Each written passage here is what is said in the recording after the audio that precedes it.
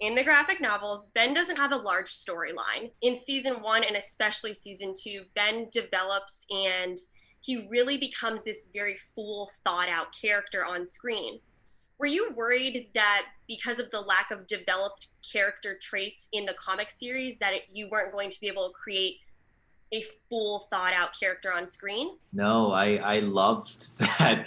All of my castmates, they had to deal with the pressure and weight of bringing these iconic comic book characters to life. Prior to the show being made, there was a potential movie that was supposed to be made, and like everyone was always like, who's going to play these characters? And we need to have, the perfect person. And it was a lot of pressure for them. And, fortunately, they all knocked it out of the park. But for me, I didn't have any of that pressure. And I sort of was given free reign, which is amazing as an actor to sort of be able to build a character from the ground up. And it was a lot of conversations with Steve Blackman, our showrunner, as well as Gerard Way, who's been incredibly generous. And we sort of figured out what we could do with him. Even after season one, the character continued to grow and evolve because of the response to the character and, trying to figure out a way that we can increase and build his storyline, which I'm very thankful for. I'm very involved with the Umbrella Academy community. I know that our fan base absolutely loves the series, and you became a fan favorite.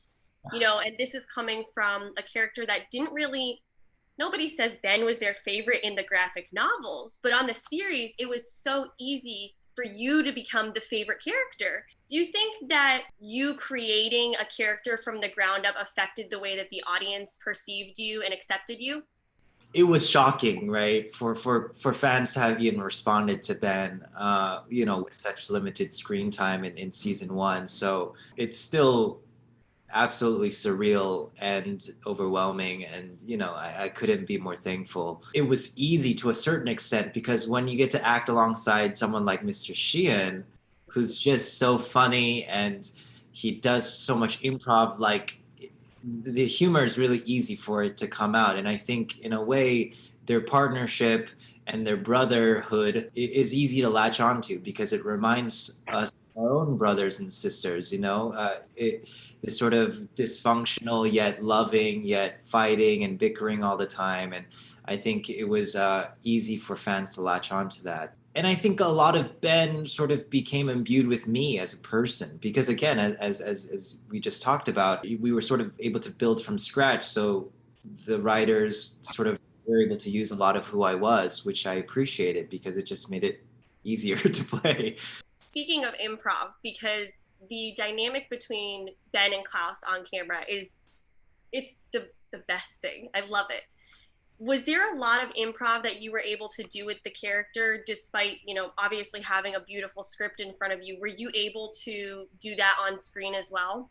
Absolutely. And I think it's increased more and more. I wasn't very comfortable doing a lot of improv, but even after one season of working with Robert, I just became all the more comfortable, and there was just a level of trust between us as actors and between the writers and Steve, who always gave us the freedom to tweak lines here and there or create moments here and there. And obviously, we always give them one or two clean takes of the beautiful lines that are written.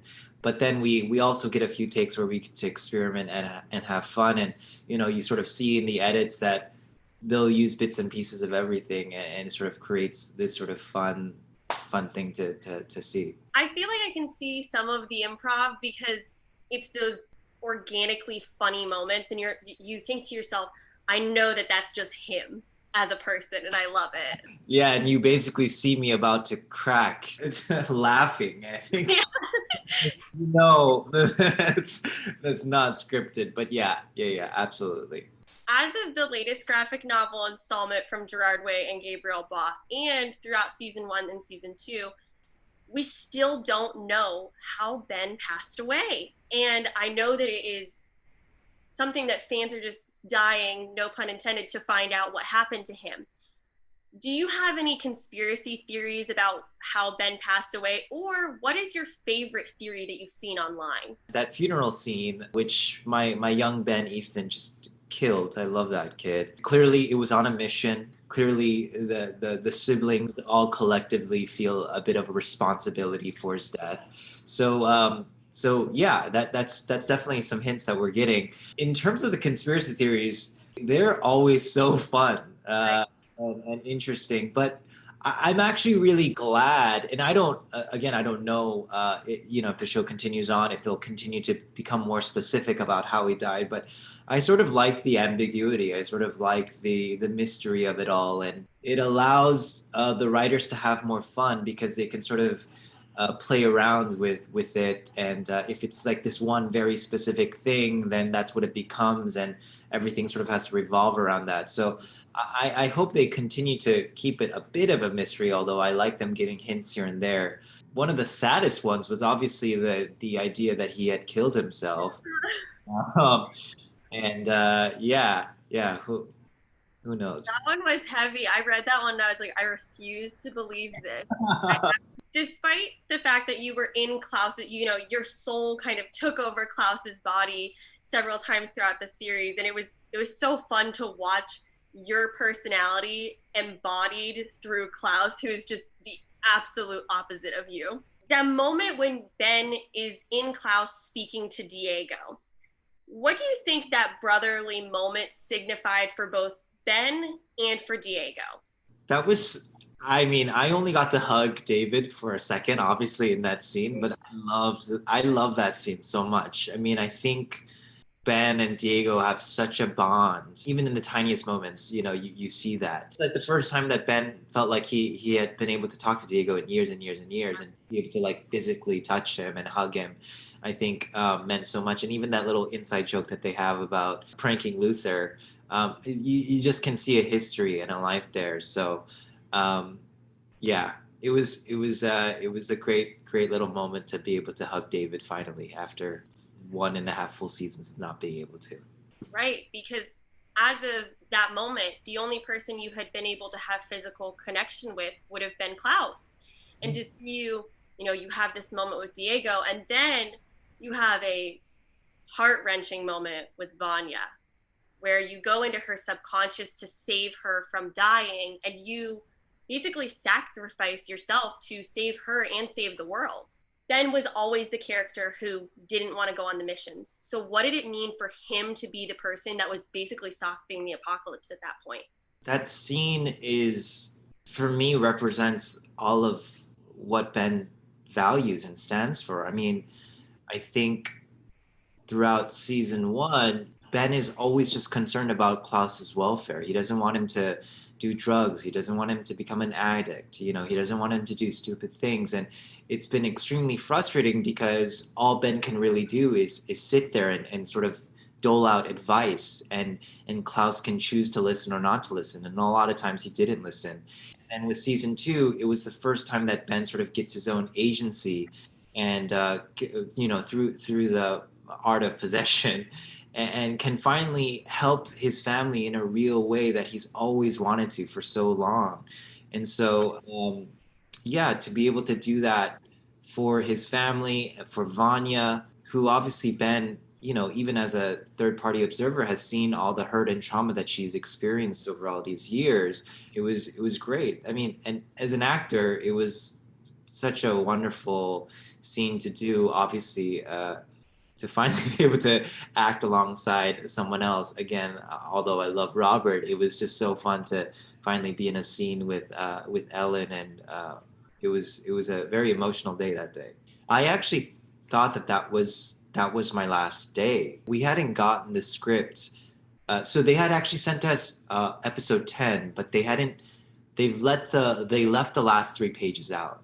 I thought that had happened in episode 9, and I thought that was my goodbye to Ben and to the character and to the show. And so um, my emotions in that scene were not only Ben's, but they were my own, because I was, saying goodbye to this whole experience. And it was funny and sad because I was like hugging the camera guys and the sound guys, and all the people that I've gotten so close to over the years. And then lo and behold, a couple of weeks later, they secretly sent us the last 3 pages, and then boom, boom. Let's talk about those last 3 pages. Justin, Uh, I don't think I've ever been so surprised and I screamed in by myself. I'm sitting here and I'm screaming into this void, basically.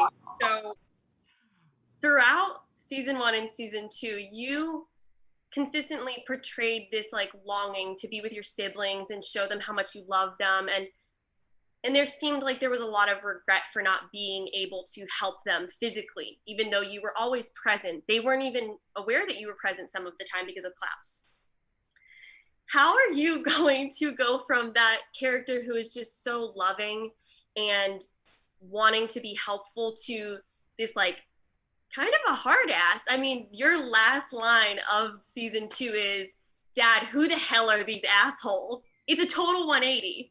Let me just tell you, I had to shoot that line about 30 times because they kept saying more intense. And, it's going to be a challenge. But as an actor, I mean, those are the best kinds of challenges, like when you get to stretch yourself and reinvent yourself. And how many times you get to work on a show and completely become a new kind of character. I mean, like we just talked about how I was able to sort of build Ghost Ben from the ground up, and here now I get a brand new opportunity to sort of build the Sparrow Academy Ben from ground up.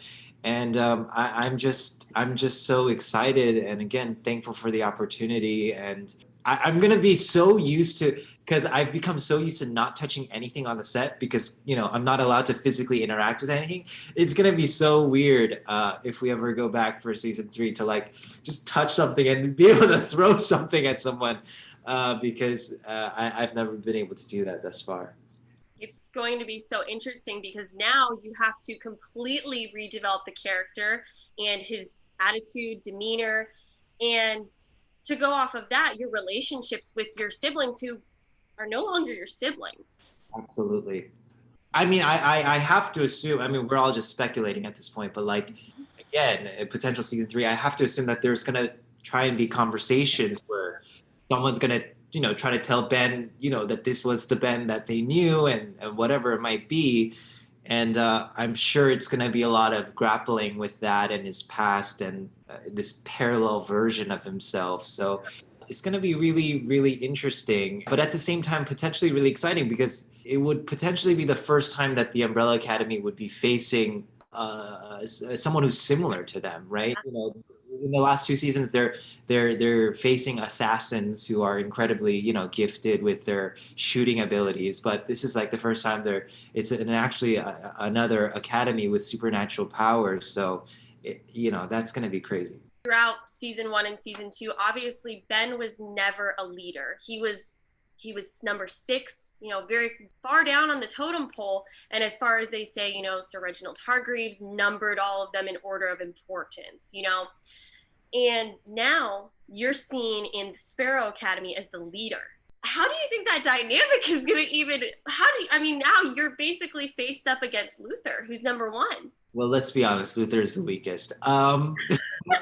Yeah, it's gonna be so interesting to see that dynamic. I mean, first of all, it's crazy enough for Diego, Vanya, Luther, Allison, Five to see first of all, they're seeing their brother in flesh for real life. So that's kind of, disorienting for them. And then they're seeing him as this different version of someone that they're not used to seeing. And then now seeing that he's, part of this leader of this Sparrow Academy. So it's going to be so interesting to see how each of them deal with that, because on one hand, I'm sure they're so happy to see their sibling for the first time in years and years and years, and yet he's unrecognizable from the person that they knew. So, while we were doing a little bit of research, prepping for all of these interviews, we kind of looked up the significance of a sparrow. And there's this theory that to kill a sparrow or to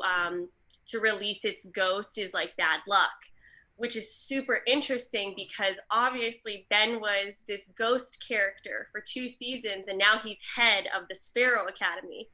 Do you have any theories yourself on it? Yeah, that's I've never heard of that one, but that's beautiful, and that makes so much sense. There are hints of the Sparrow Academy throughout the second season if you look really closely. I think they just did a great way of a great job of setting it all up. Yeah, I'm just so curious what everyone in the Sparrow Academy's abilities are and how they match up against everyone in the Umbrella Academy. And ultimately, like, the Umbrella Academy's main mission was always to like save the world and fight crime. And I'm curious what the Sparrow Academy's mission is, because it seems a bit darker and menacing, and even Reginald seems like a very different type of dad than he was for the Umbrella Academy. So I'm curious to see what their main objective is in their version of the timeline and the world that they live in. So. Well, Justin, that's all the time we have today. Thank you so much for taking the call and for talking to us about the Umbrella Academy Season 2. Congratulations, and I am really looking forward to seeing, hopefully we'll get a Season 3 and seeing how you develop that character even more. Oh, thank you so much. It's been lovely speaking to you.